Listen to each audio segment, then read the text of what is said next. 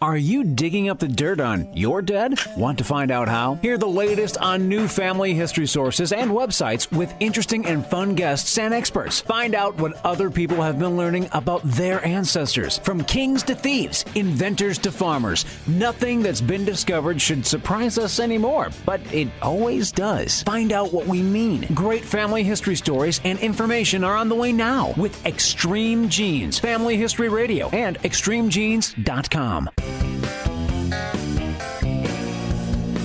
Yeah, I don't think Mother knew about this. Uncle Marvin was strangled by his own beard.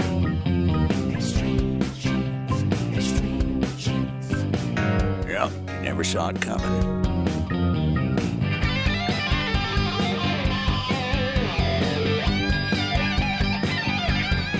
Hello, Genies, and welcome back to another edition of Extreme Genes, America's family history show. I am Fisher, the radio root sleuth, on the program where we shake your family tree and watch the nuts fall out. Well, hopefully you've been making some progress discovering, preserving, and sharing. I've been working a lot on the preserving part this week, taking old family tapes, digitizing them, and making sure they're preserved on a couple of clouds, discs, and with other people, as our preservation authority Tom Perry has preached for some time. I'll tell you what, makes me feel much more secure knowing these priceless tapes, including an hour-long visit with my grandfather, who was born in 1886, are preserved in multiple places. Well, as we recently told you, our friends at MyHeritage.com made a game-changing announcement recently, having created new matching software that translates words and names from dozens of different languages to yours. This is one of the reasons I'm so proud to have MyHeritage as a sponsor on the show.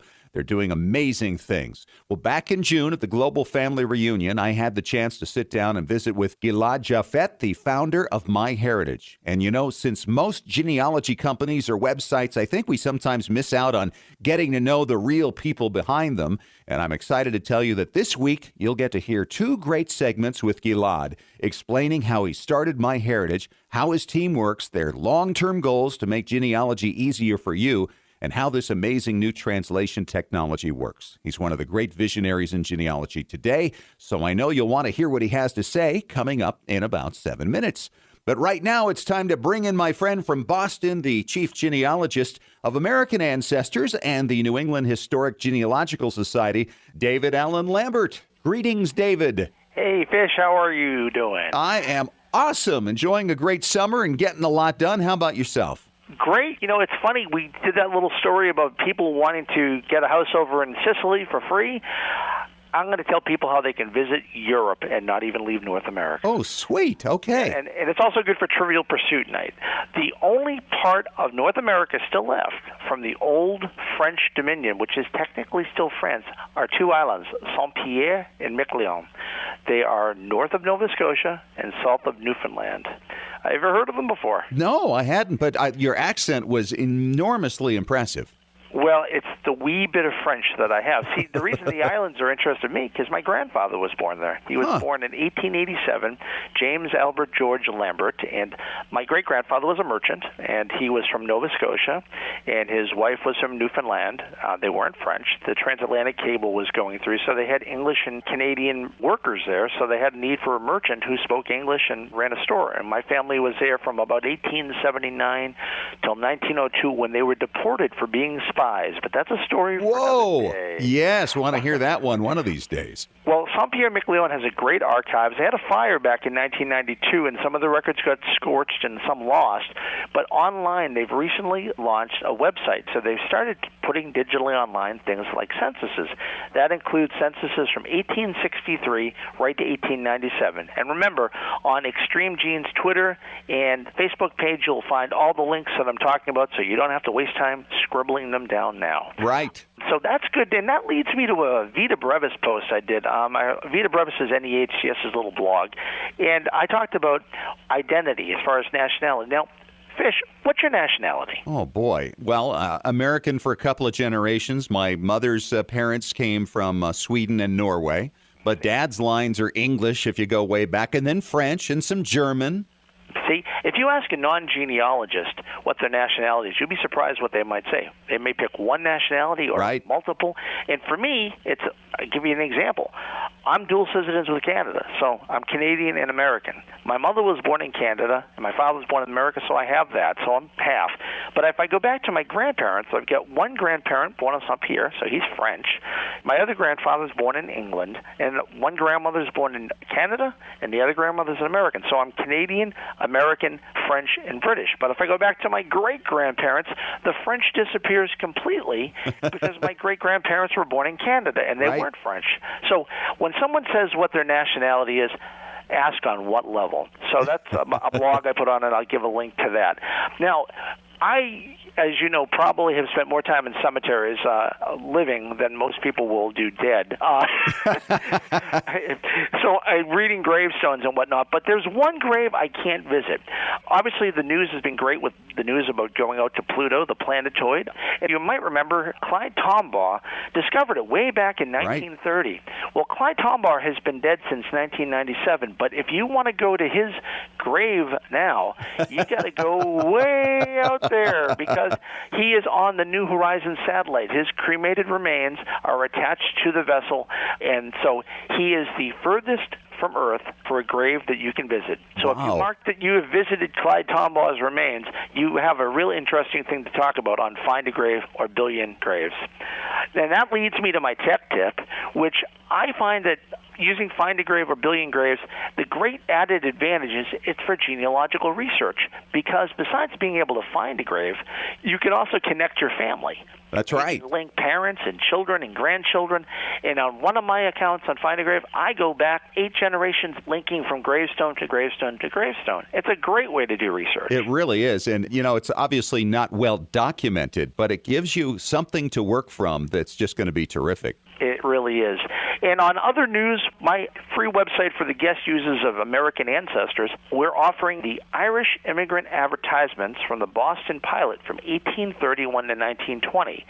These are really interesting fish. They list ads for people that are looking for family that may have come over years earlier, or it's somebody back in Ireland. But the key thing is it tells you where they usually come from, a county or a town. Wow. All right. Great, David. Thank you so much for joining us again. By the way, Turn, Washington Spies, has been renewed for a 3rd season. It's going to be back on AMC starting in January. Who Do You Think You Are is on TLC this weekend, and Henry Louis Gates with Finding Your Roots will be returning to PBS for a 3rd season in January. So great news for everybody who loves these shows.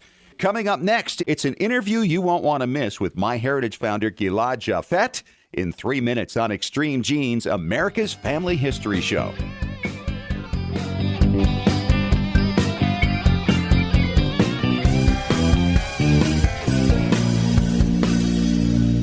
Genies, not long ago, something happened with one particular online research service that changed everything. It happened with a service that already has 75 million members worldwide, and it's not who you think it is. Hi, it's Fisher, and you know I'm always looking for new and better ways for you to discover your ancestors, not just the data, but the stories. The online service I'm talking about takes your family tree and then uses its powerful automated technology to match the people in your tree to over 5 billion records from around the world. Censuses, newspaper stories, vital records with 97% accuracy. This means no more wading through thousands of useless so-called hints. This also means the site itself is constantly looking for matches for you, even while you're sleeping. What site does all this? It's MyHeritage.com. You can try MyHeritage.com for free. Here's a special gift from me. Use discount code EXTREMEGENES after signing up and get an exclusive 20% discount at MyHeritage.com.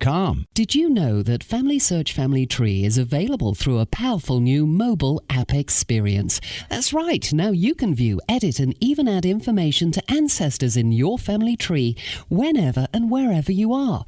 You no longer need to wait to get home or make a date with your computer to view or update your family tree.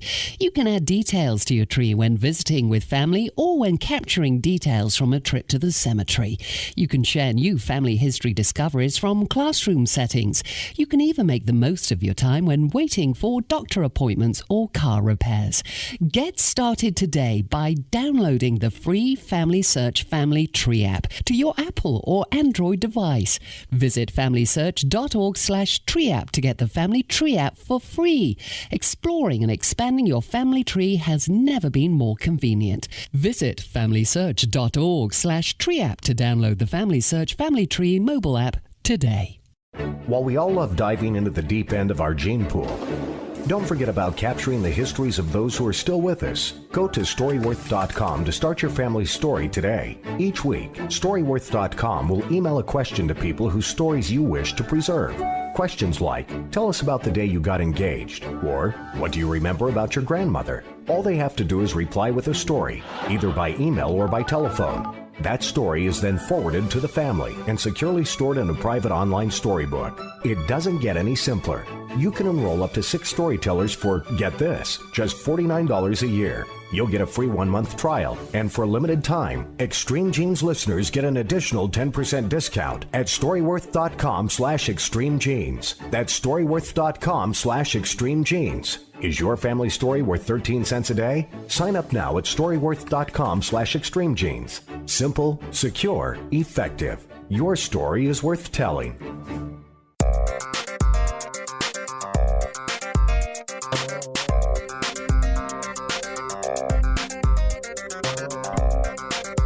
You know, if you are researching your dead, even some of the living, there's never been an era quite like this. Hi, it's Fisher. We're back. It's Extreme Genes, America's Family History Show.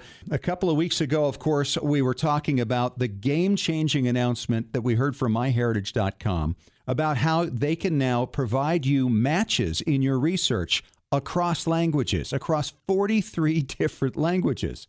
And so if you look up the name Peter here in the United States, you might find a matching name of Peter in a different language that you might not otherwise find. And so it seemed appropriate that now would be the time to share with you my incredible visit with Gilad Japhet, the founder of MyHeritage.com, just a few weeks ago in New York City. We were both there for the Global Family Reunion, and the first thing I wanted to find out from Gilad was, where did you get your passion for family history, and how did that lead you to found MyHeritage.com? Gilad, tell us about how you started all this, because you're kind of a madman of technology in this field, and I remember the first time I used my MyHeritage account and started getting all these record matches with an accuracy I had never seen before. How do you do this? Okay, the way it started, probably at the age of 13, everyone in Israel at the age of 13 has to do a school project about their family history. And if you don't submit it, you don't go up to the next grade. Ooh. So I did mine with a great passion. I still have it. And the teacher wrote, this is a role model for projects like this. But it was an unfinished business because there was a lot more I felt I needed to research. So at the age of 13, where most kids move on with the rest of the studies, I still had a longing to get back to my family history research and continue it. Then I went on the regular course of life in Israel. You finish school, you go to the army, it's mandatory in Israel. Completed the army, went to study at the Technion Institute of Technology. We like to call it the Israeli MIT. Working full-time in parallel to my studies. And then I joined a company, traveled to California, and the company went public. I was able to make some money, and I returned to Israel, and I married my girlfriend. And I asked for her permission to take a break from life and from the career race and get back to my unfinished business with genealogy. I asked for a 6-month break, and she said, sure, why not take the whole year? We had some security because of the IPO of the former company, so I was able to afford not working for a while. And my wife insisted that I rest because I was working 24/7. So she said, pursue your hobby and take a rest and be happy. What happened then was I went back to family history and genealogy and immediately started looking for software and a website to compile my own genealogy. There was Ancestry. There were perhaps a few desktop programs back then, and nothing that I considered satisfactory. I had dreamt of very advanced technology for genealogy, like facial recognition that would find other pictures of my grandparents that other users have, and nobody had it. I was thinking of bilingual family trees and connecting all the trees of humanity into one. None of that existed. So, to the dismay of my wife, I started working 24/7 on programming my own set of tools for my own personal use, because I have a background in engineering and product management. And I thought this would be for my own use. And then she said, Gilad, you are working even harder than before this break of yours. Yeah, because you love it. Yes, I was really, really passionate about it. And I started coding what is MyHeritage today. In fact, that was the beginnings of MyHeritage. After taking that break, I went back to my wife and said, you know, I think this could help millions of people, what I've just built. And would you give me your permission if I made this a startup company, but I won't be making much money? You know, it's genealogy. I'm going to work from home, see the kids a lot, and it will be a one-man company. She said, sure, since it's so clear that you love it, you have my blessing and go ahead and do it. So I started MyHeritage. However, I became ambitious. So in the very beginning, I didn't have plans to conquer the world. But there is a saying in Hebrew that with the food comes the appetite. And as I was working more and more on this, I thought this could be really big. I think I had a tendency to do it on my own back then. I did not want to raise money. The company was officially founded in 2003, and I thought it would be a bootstrap. It's a company that the founder finances all the way. However, 2 years in, all my money ran out, because I had a team of 16 people by then. Oh boy, now including the money you'd made with the startup. All gone. Oh boy. All gone, and then the bank took a mortgage on all my property in order to give me an extra loan because I had no money. And they wanted to protect their own investment. That's true. So with all my property mortgaged and all the money gone and being in debt, I told my wife, don't worry, I know what I'm doing. Now, I chose a business model which did not exist back then, but today it has a name. It's called freemium. You give everything for free, and there are extra features that you charge money for. But I was focused more on the free than on the mium. And the intuition was good, because all the products around were paid only. And it was very refreshing to have free software and a free website with no strings attached, and it was multilingual. Because I speak several languages, and I realized that if you want to do a genealogy company, it has got to be global, because families have members all over the world, and you can't just target people in one country, because what about their relatives in the other country? And you need to support the language spoken by those relatives. How many languages are you at today, like 40? Today we are at 43, and we have run out of languages because, I mean, the last languages we added were Macedonian and Armenian. And the beauty of this, though, is people can still communicate and read it in their own language, yes? This is extremely important. We've had many cases where people connected, where one person was in the United States and the other was in Latvia or Lithuania or Hungary, because we supported the local languages there that allowed those relatives to use MyHeritage. So the key differentiators were support of many languages, it was free, and you can't beat that. You can't beat free. Right. However, when everything is free, there are no revenues. And after 2 years, when my money ran out, I had to do something about it. And this is when I started looking for money, fundraising. Israel has a very strong ecosystem of venture capital firms and private investors. And probably there are more startups in Israel than all of Europe combined. And in NASDAQ, it's the third country in the number of traded companies after the US and China. And Israel is tiny. It has just a population of 7-8 million people. Tiny, but a passion for risk-taking and startups. And that's why it's called the Startup Nation. I was able to raise money, but it was very difficult. The first year, I failed. And I kept hearing no and no. I was a first-time entrepreneur, and it's very difficult when you don't have a proven track record. You don't have a past experience as a successful CEO. And the other problem was that we didn't have ancestry as a public company then, doing so well as it is today. So there was no precedent of genealogy being a lucrative field for investment, and probably the best investments are those that are pioneering. So actually those who with foresight should have realized what a good opportunity it is. Now, I could not even use Facebook and LinkedIn as examples because it was before their time. So I could not say, well, Facebook is for friends and LinkedIn is for business and MyHeritage is for families, because I couldn't draw on these analogies. That makes you a pioneer, I think. Which is not a great place to be when you're starting something up. It is actually the best place to be when you're starting something up. But not to find money. That's true. I actually shut my eyes and did not look at competing products because I thought that if I end up looking at what the competition was doing, I would subconsciously be copying it. So I completely avoided reviewing what the competitors were doing. I came with fresh approaches. And one of the things that characterizes Israeli entrepreneurs is chutzpah, the feeling that you can do everything, and it includes a tendency to break the rules. So I'll give you an example.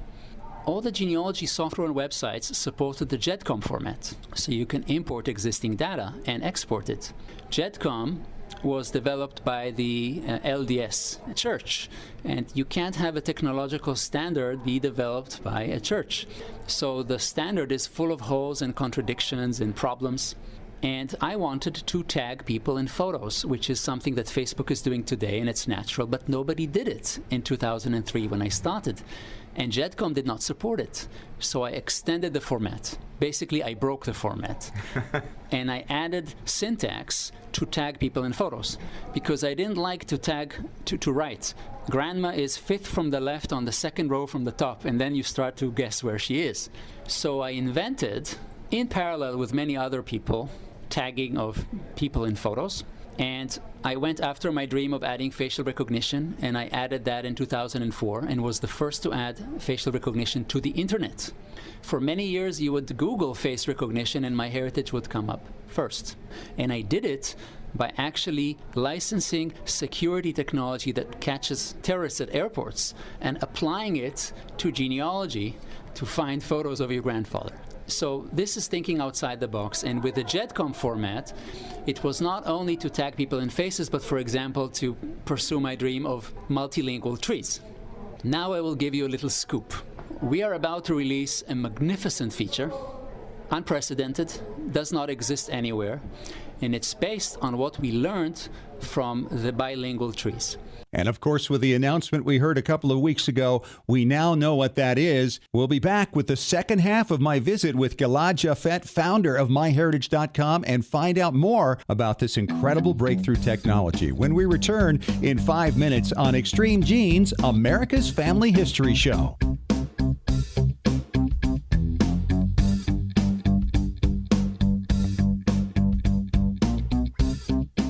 Scientific studies have proven that youth who know even a little bit about their family history perform better academically and have a greater sense of personal confidence and stability. Genealogy is its own incredible superpower that arms our children with super strength. But how do you get your child or grandchild interested in studying their family history? That kind of stuff is just for grandmas, right? Not anymore. ZapTheGrandmaGap.com leaps the generation gap in a single bound. Author Janet Hovorka provides you with useful and timely advice on helping the young people in your life become engaged in their own family history. Janet has an entire collection of books to inspire the young and the young at heart in fun, interactive ways. She also offers creative tips and advice on her blog and in her free weekly newsletter. Stop by ZapTheGrandmaGap.com today to sign up for Janet's free email newsletter with 52 weeks of easy tips, free downloads, and order your set of resource books and workbooks. Can't figure out how to get your favorite Windows genealogy software running on your MacBook? Look no further than Crossover. Crossover by Codeweavers at www.codeweavers.com allows you to run your Windows software on your Mac without the need to buy a copy of Windows. Crossover is easy to install and simple to use. Crossover supports many popular genealogy packages like Roots Magic, Legacy Family Tree, Personal Ancestral File, Family Tree Builder, and more. Crossover also lets you run other popular productivity apps like Microsoft Office, and a wide range of games.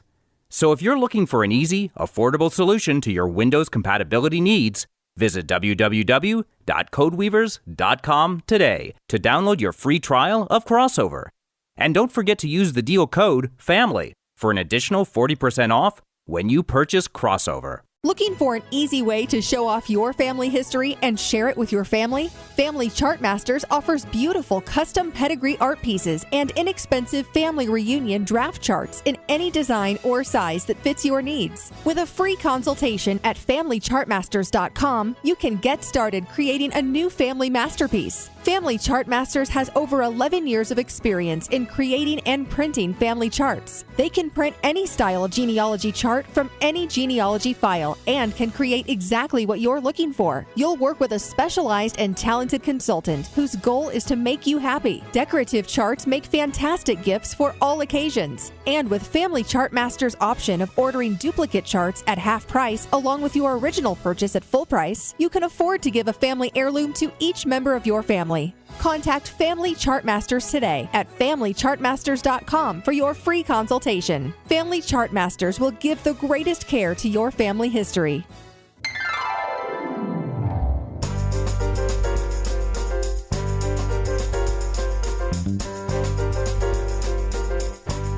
You know, in the family history world, we deal with websites, and sometimes they can seem so impersonal, and we can't get a sense of who the people are behind them.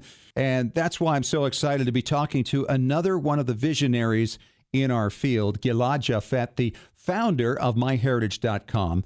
And of course, just before the break, if you were listening to the conversation, he talked about this new technology that MyHeritage was releasing that is changing everything. He described it as unprecedented, does not exist anywhere, and it's based on what we learned from the bilingual trees. By allowing people to build family trees in several languages, people were building them in Hebrew and English, or Russian and French, or Greek and Spanish, any combination where they had lots of family members in 2 countries or more. So we collected from the users a lot of bilingual trees, and we had the spellings and translations of first names and last names of a huge number of names. We used that to develop a very new technology. It's called the Global Name Translation Technology.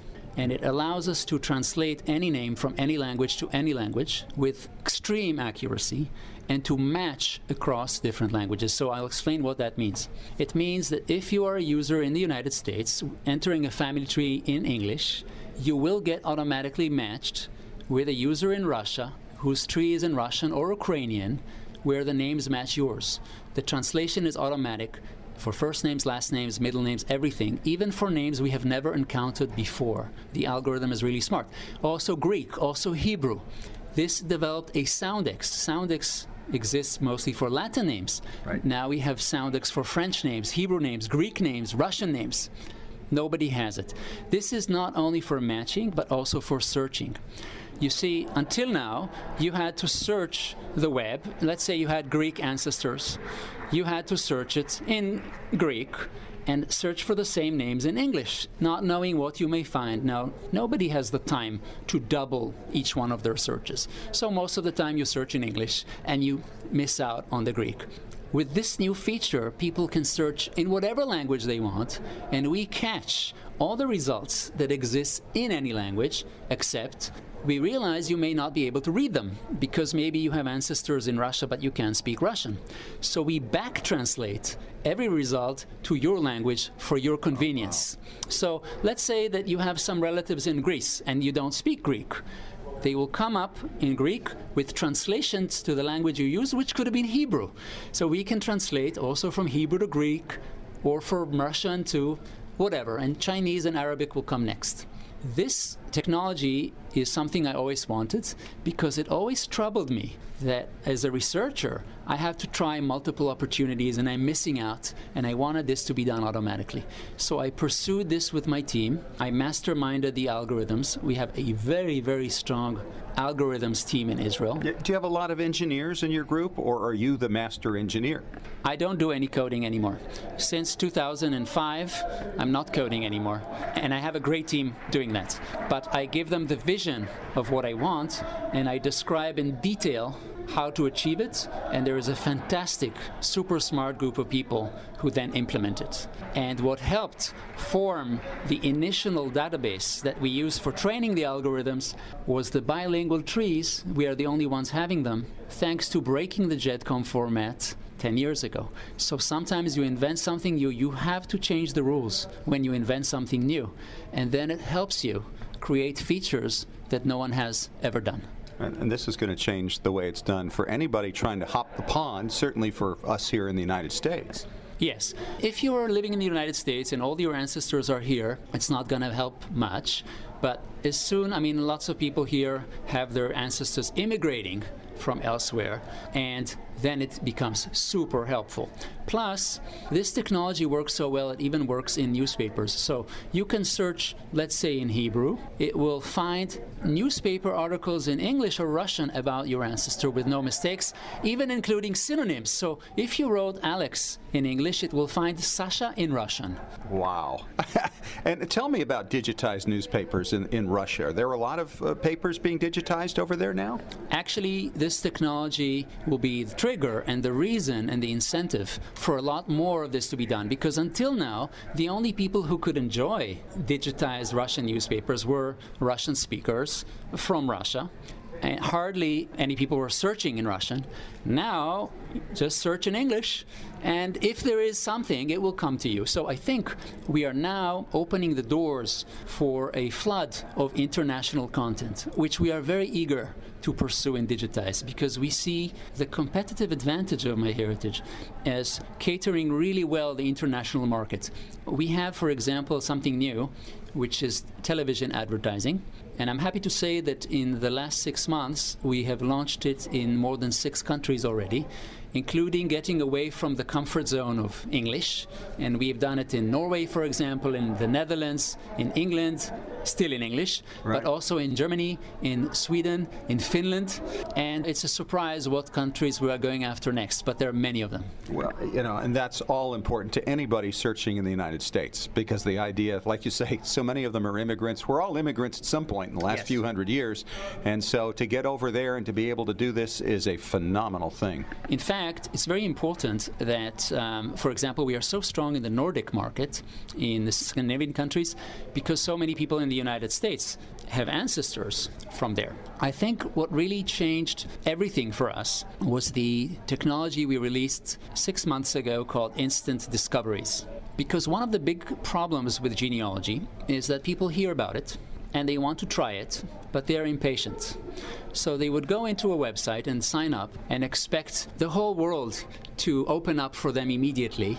But remember, you have to give something in order to get something. You have to provide some information for the system to work with. Right. And people who were just signing up and filling their own name were expecting to find mountains of ancestors. And a lot of people were losing interest and never coming back. And this was our biggest problem, abandoned accounts. I believe it's a shared problem of all genealogy companies. Sure. And we really wanted to solve this problem by finding a discovery for the user with high accuracy and allowing them to add it to their tree for free and grow their tree. And impress the user, wow the user, with a fascinating package of information with photos of their ancestors. And we have lowered abandonment significantly, and we keep improving this technology for instant discoveries so that the success rate will be very, very high. And if we don't find a discovery for you, we fall back to the regular experience, which was okay, but the new experience is much better. Well, and the commercials that you did in New York were just phenomenal. The expressions of the people, the tears. It was not a commercial. It was not an ad. We didn't know what we were going to get. So the marketing team suggested, since the technology is so cool, let's send out photographers and just film people doing it. Let's hope for some emotion. Let's hope people will be successful. But we didn't know. So we targeted people in the streets. We put up iPads on stands, and people were seeing a commotion. They wanted to try it out also. And we were filming. And people started crying when the instant discoveries showed them something amazing. There was one person who actually found the full details and address of his father, whom he'd never met. Wow. And he said, this is the closest I've ever come, and now he's a phone call away from me. So then we did this in London and in Oslo, and we're going to do it in more places. We amaze people on the streets, and we film the reactions. This is not an ad. This is real. These people are not actors. This is just showing the power of genealogy and its impact on people who have never tried it before. It's just fascinating. I don't see you ever going in any other business. I love what I'm doing, but sometimes I have some thoughts about whether I should also contribute to the world in another field. But not for now. Well, thank you for what you brought us with MyHeritage. And, you know, it raises everybody's boats in competition, doesn't it? Everybody becomes stronger when people compete hard. Yes. I think perhaps my greatest contribution is the emphasis that I have always put on matching. Where others have put a lot of effort and focus on searching, I said people don't have time. Time is the scarcest component in the universe. People have less and less of it. So if you have the user's family tree, don't expect the user to do any research. Do the research for the user. By focusing a lot on the matching technologies of MyHeritage, I've seen the competitors have taken notice. And James Tanner at RootsTech told me, Gilad, they're all trying to clone what you have done, and this is great for the industry because it makes everyone better. And watch your back. And I enjoy competition. It keeps us on our toes and makes us be better. Gilad, thank you so much for your time. Appreciate it. My pleasure. Thank you. You know, I love the idea of having technology doing all the research for me across multiple languages. How cool is that? Tom Perry, our preservation authority, is coming up next on Extreme Genes, America's Family History Show.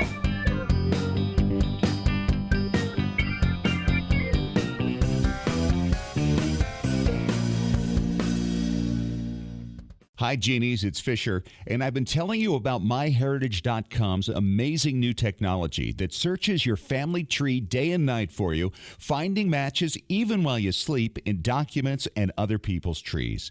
Here's a find I never would have made without it. It's a newspaper story about a relative of mine, Paul Sagal, who I knew many years ago. It's from 1943, when Paul was serving in the Pacific. When he learned his father died, he wrote a poem to his brother that indicated he wouldn't be returning for the funeral. He wrote, "There'll be no furlough for me. I'm in the Marines, you see. Alive and well as I am, memories I'll keep of my dad." Then the newspaper editor added, "These are all the sentiments that will win this war. There are treasures like this one waiting for you now. Put MyHeritage.com's superb technology to work for you with a 20% discount. Just enter the one-word promo code EXTREMEGENES. MyHeritage.com is the next big thing. While we all love diving into the deep end of our gene pool, don't forget about capturing the histories of those who are still with us. Go to StoryWorth.com to start your family's story today. Each week, StoryWorth.com will email a question to people whose stories you wish to preserve. Questions like, tell us about the day you got engaged, or what do you remember about your grandmother? All they have to do is reply with a story, either by email or by telephone. That story is then forwarded to the family and securely stored in a private online storybook. It doesn't get any simpler. You can enroll up to 6 storytellers for, get this, just $49 a year. You'll get a free 1-month trial, and for a limited time, Extreme Genes listeners get an additional 10% discount at StoryWorth.com/ExtremeGenes. That's StoryWorth.com/ExtremeGenes. Is your family story worth 13 cents a day? Sign up now at StoryWorth.com/ExtremeGenes. Simple, secure, effective. Your story is worth telling. Did you know that Family Search Family Tree is available through a powerful new mobile app experience? That's right. Now you can view, edit, and even add information to ancestors in your family tree whenever and wherever you are. You no longer need to wait to get home or make a date with your computer to view or update your family tree. You can add details to your tree when visiting with family or when capturing details from a trip to the cemetery. You can share new family history discoveries from classroom settings. You can even make the most of your time when waiting for doctor appointments or car repairs. Get started today by downloading the free Family Search Family Tree app to your Apple or Android device. Visit familysearch.org/tree app to get the Family Tree app for free. Exploring and expanding your family tree has never been more convenient. Visit familysearch.org/tree app to download the Family Search Family Tree mobile app today.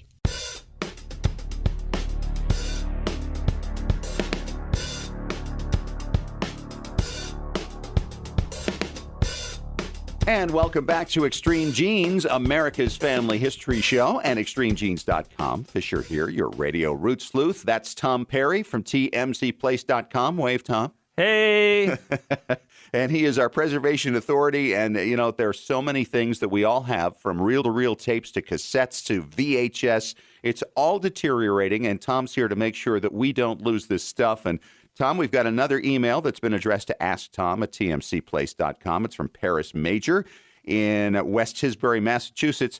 Paris writes, I have a birth video of my son, and although the film itself is fine, someone must have stepped on the VHS tape because the top of the case has a crack, which won't allow us to play the video.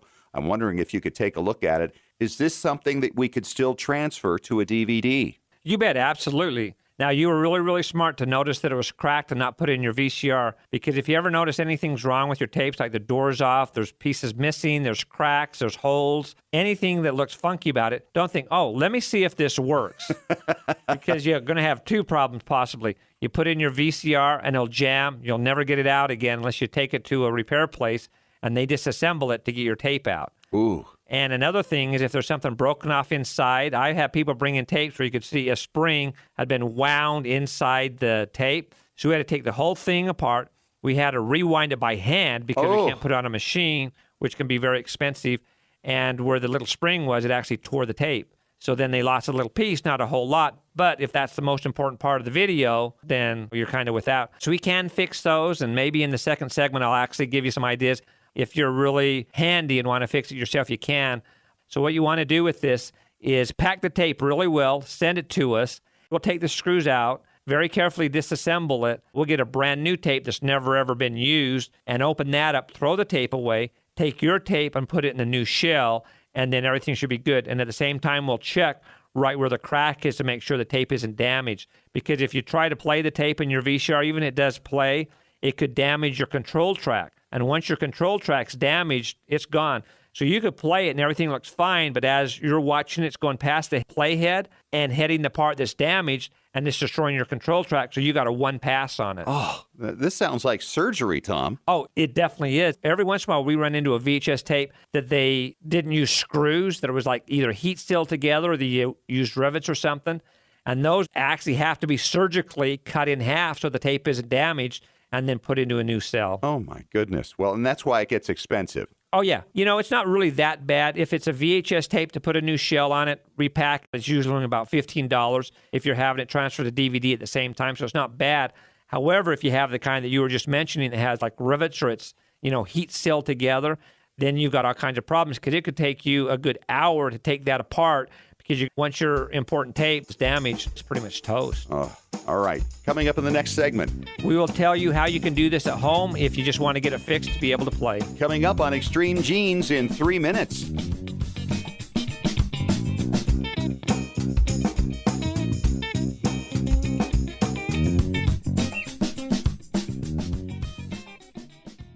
Looking for an easy way to show off your family history and share it with your family? Family Chart Masters offers beautiful custom pedigree art pieces and inexpensive family reunion draft charts in any design or size that fits your needs. With a free consultation at FamilyChartMasters.com, you can get started creating a new family masterpiece. Family Chart Masters has over 11 years of experience in creating and printing family charts. They can print any style genealogy chart from any genealogy file and can create exactly what you're looking for. You'll work with a specialized and talented consultant whose goal is to make you happy. Decorative charts make fantastic gifts for all occasions. And with Family Chart Masters' option of ordering duplicate charts at half price along with your original purchase at full price, you can afford to give a family heirloom to each member of your family.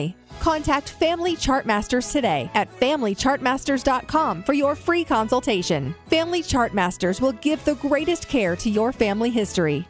When was the last time you heard your grandmother's voice or saw your family enjoying life back in the 1950s or 60s? If the reason is you haven't known what to do with your old recordings, videos, and films, here's your answer. The Multimedia Center in Salt Lake City. We brought in a video project to the Multimedia Center, and overnight they duplicated it to DVD so we could meet our deadline. The Multimedia Center, 2870 East, 3300 South, Salt Lake City. Open Monday through Friday, 10 to 6. Call 801-483-1717 or go to transferduplication.com. Can't figure out how to get your favorite Windows genealogy software running on your MacBook? Look no further than Crossover. Crossover by Codeweavers at www.codeweavers.com allows you to run your Windows software on your Mac without the need to buy a copy of Windows. Crossover is easy to install and simple to use. Crossover supports many popular genealogy packages like Roots Magic, Legacy Family Tree, Personal Ancestral File, Family Tree Builder, and more. Crossover also lets you run other popular productivity apps like Microsoft Office and a wide range of games. So if you're looking for an easy, affordable solution to your Windows compatibility needs, visit www.codeweavers.com today to download your free trial of Crossover. And don't forget to use the deal code FAMILY for an additional 40% off when you purchase Crossover.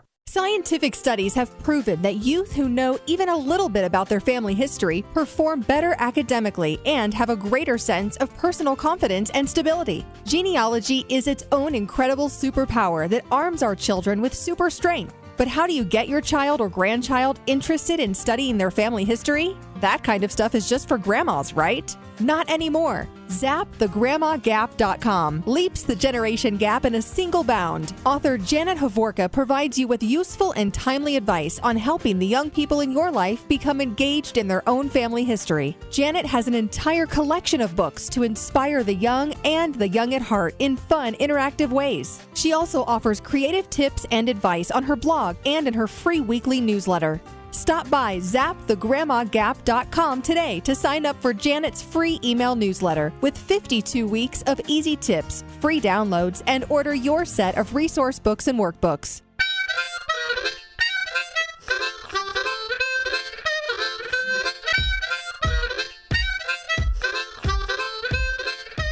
All right, final segment for this week of Extreme Genes, America's Family History Show, and ExtremeGenes.com. It is Fisher here with Tom Perry from TMCPlace.com. He is our preservation authority. And Tom, we've been talking about this email from Paris Major in Massachusetts. And Paris is struggling with a VHS tape, as we heard earlier, with a crack in it. We talked about how you would go about fixing it, but there are ways that individuals could actually fix this themselves. Oh, absolutely. If you're really good at putting together like model airplanes, if you're good with your hands, you can go ahead and try the VHSs because they're large enough. There's not a little component. I would really shy away from doing like video aids or mini DVs or audio cassettes because there's all kinds of things that go wrong with those. But on a VHS, the first thing you want to do is find one that's never been played is best because there won't be any dust or any garbage in it because you're opening the shrink wrap. It's a brand new case. If you don't have access to that, you can't find any on eBay or Amazon, then if you have an old tape that you don't care about, you can use its shell. It's kind of like a donor thing. So you have a donor card for that VHS tape because you don't need what's on the tape. Yes. So first thing you want to do is take the donor and flip it over, make sure it has screws on it, and carefully take the screws out. And I always have a little piece of styrofoam that I put the screws in the same pattern. They're in the back. So the same screw goes in the same place. People are going, well, what's the difference? Well, screws aren't all exactly the same. And the plastic is what actually becomes the nut, so to speak. So when you put the screw in, it makes its own threads as it taps in. It's got to be the same place. Right. So it just makes it a lot easier. So take those out, put them in your pattern. Then flip the cassette back over so the screw area is now down, the top is back up again, and very carefully lift the top part off. If it's struggling to come off, you're doing something wrong. You want to lift it perfectly straight up so you don't lose anything, no springs come off, and then set that to the side. Then go to your shell that's damaged and do the exact same thing, and don't get the screws mixed up. Take the top off, and then what you're going to want to do is kind of see how it's thread around, and if you're not sure that you're going to remember how to do it, I always say, take your cell phone and take a picture of it. So then if you forget, oh, now did this go around the outside of this or did this go around the inside? Right, good advice. Right, you have the photo to go back to. That way there's no confusion. Then take the tape off the original one very carefully so you don't move anything, knock anything off. Just very, very carefully take it out and then just throw it away. Then you take the tape off, which you want to keep, and put it on the new shell. And again, look at your phone, how you took your picture. Make sure you go through the exact same patterns. Because if you don't, you could cause problems for your VCR, problems for all kinds of things. Oh, boy. Okay? And that's the way that you want to do it if there's no damage to the tape. Then very carefully, again, put the top back on, put it straight down, don't put it on any kind of an angle. And then once it's done and you know it's sealed, then gently, holding from the top and the bottom, flip it over so it doesn't come open, and then put the screws back in. And do not over-tighten them. Just put them on until they start feeling snug, and that's all you want to do. If you go too tight, you're going to crack it and need another new shell. And sometimes if you tighten them too tight, they get so tight that you could make it so the tape's going to have a hard time going through. Ooh, and that's a problem in itself. So then they go to play it, and that's when you really find out if you've done it right or you're going to destroy it, right? Exactly. So it's kind of like if you have an IED and you clip the wrong wire, you're going to know really quick whether you did it right or not. Yes, exactly. So just be real careful. And if you're not up to stuff like that, send it to us. We're happy to fix it. But the most important thing is take pictures while you're going along so you can go past and say, oh, wait, I can see this spring move. But when you start getting springs off, you're going to cause all kinds of problems. So just be really, really careful. Take a lot of pictures or shoot video and rock and roll with it. If you have questions, write us at asktom@tmcplace.com, and we'll get right back to you. All right. Great stuff, Tom. Thanks for coming on. Thank you. Well, I'm just hoping that segment saves somebody a lot of headache out there. Hey, thanks for joining us. That's our show for this week. Thanks once again to Gilad Japhet. He is the founder of MyHeritage.com. If you missed this incredible interview with this genealogical visionary, make sure you catch our podcast. Go to extremegenes.com. You can listen on iTunes. Of course, you can download our free podcast app as well for iTunes and Android. Take care. We'll talk to you again next week. Thanks for joining us. And remember, as far as everyone knows, we're a nice, normal family.